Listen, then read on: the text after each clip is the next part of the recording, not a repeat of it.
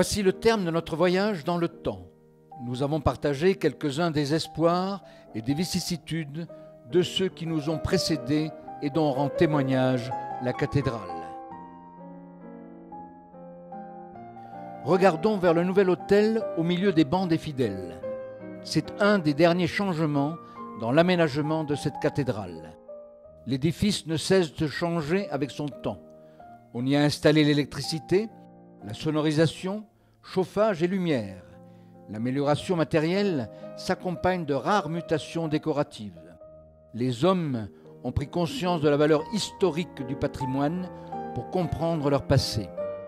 La cathédrale est inscrite au monument historique pour sa préservation. Son entretien dépend des pouvoirs publics depuis la loi de séparation de 1905. Mais il n'y a pas que le passé. L'autel, cette table où sont consacrés le pain et le vin, montre une nouvelle étape dans la vie de l'Église. Il est maintenant placé au milieu des fidèles. Une réunion des évêques du monde, ou concile, s'était réunie à Rome entre 1962 et 1965. C'est chose rare, une seule fois pour le XXe siècle. On l'appelle Vatican II. On y discuta des problèmes de l'époque contemporaine, commencés par la Révolution. On y fit le point des recherches théologiques. Enfin, on décida d'évolution pour tous les catholiques.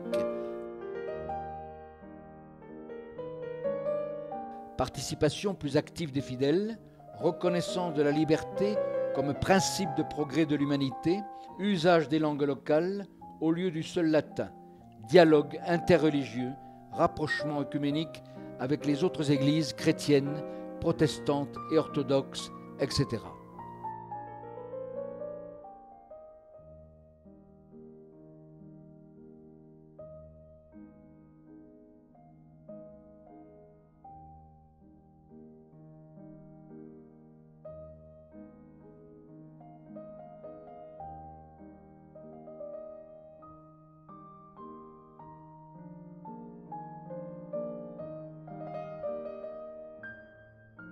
On le voit, la cathédrale continue à vivre.